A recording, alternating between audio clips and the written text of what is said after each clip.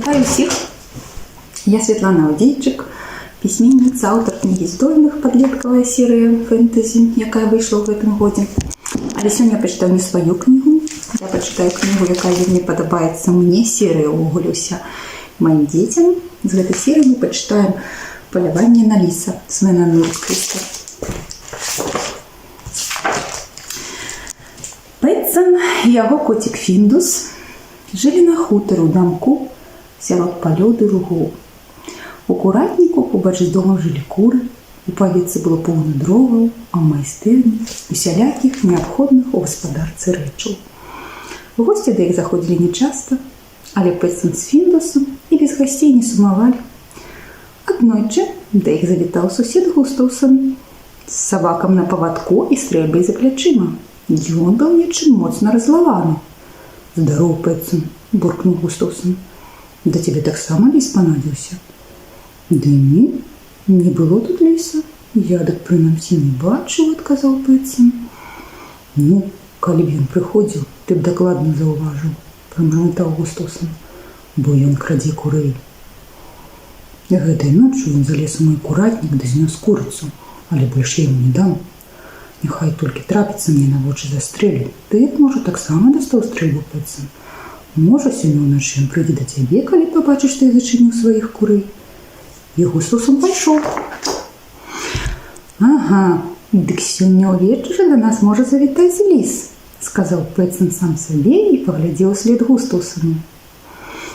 «Тады нам таксама лепш замкнуць курэй, як лічыш, Фіндус?» Калі прыходзіў Густаўсон, Фіндус ускараскаўся Петсону на капялюш і ўсё яшчэ сядзеў там. «Мне здаецца, лепш было б замкнуць Густаўсона», – адказаў коцік і паглядзеў на Петсона. «Нешта я не давяраю суседзям са стрэльбай». Петсон засмяяўся. «Можа, і добра, калі Густаўсон застрэліць гэтага ліса, бо інакш ён і нашых курэй перацягае». «Не трэба забіваць ліса, лепш яго абхітрыць, я так заўсёды раблю», – сказаў Фіндус. «Ага, магу сабе ўявіць», – усміхнуўся Петсон. «Але так, шкада забіваць ліса. Лепш падумаем, як яго напалохаць, каб ён больш ніколі не цягаў курэй». І Петсон пачаў думаць. Часам ён бубнеў штосьці сабе пад нос, задавольна усміхаючыся, калі яму здавалася, што ён прыдумаў нешта цікавае. Часам мостачна ўздыхаў, калі ідэя падавалася яму зусім ніякай. Нарэшце Петсон клацнуў зубамі, нешта яшчэ прабубнеў, спалохана ўскрыкнуў і ціха засмяяўся і сказаў: «А ці ёсць у нас перац, Фіндус?» «Ну, кілаграм другі заўсёды знойдзецца», – адказаў коцік. «Тады хадзім рабіць курыцу», – паклікаў Петсон Фіндуса. «Бяжы хутчэй у майстэрню, каб цябе тут раптам ліс не скраў». «Няхай толькі паспрабуе», – сказаў Фіндус і пабег за Петсоном. У майстэрні было ўсё, што трэба, каб напалохаць ліса. Петсон дастаў з змуту паветраны шарык белага колеру і выцягнуў са скрыні для абутку маток дроту.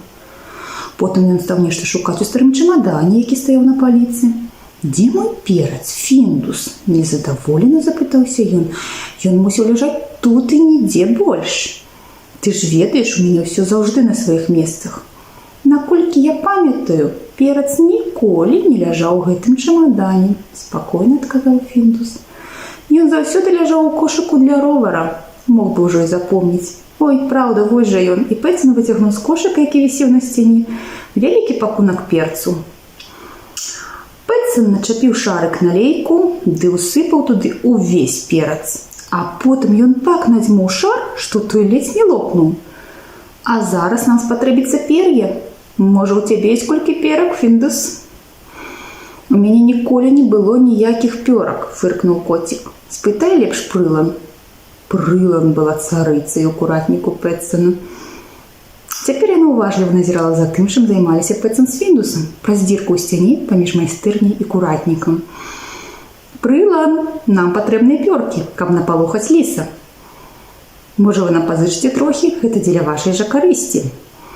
Прылан скрывіла дзюбу і пайшла раіцца з іншымі курамі. Пакуль яны квахталі ды абмяркоўвалі прапанову, Петсон абматаў шар стальным дротам і зрабіў ногі ды галаву. Неўзабаве Прылан вярнулася з поўным мяшком пёрак. «Потым, каб усё мне вярнулі назад», – рашуча сказала яна. Так, абавязкова ўсё верхнім, паабяцаў Пэтсон і пачаў прыклейваць пёркі да шара.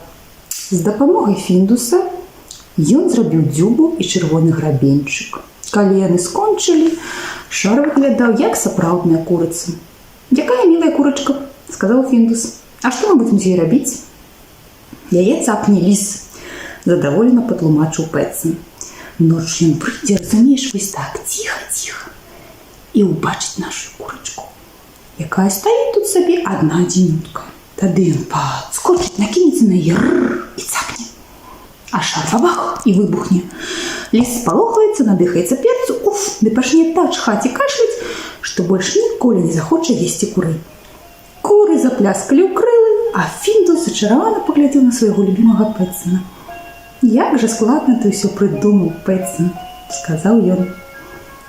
«Дзякуй»,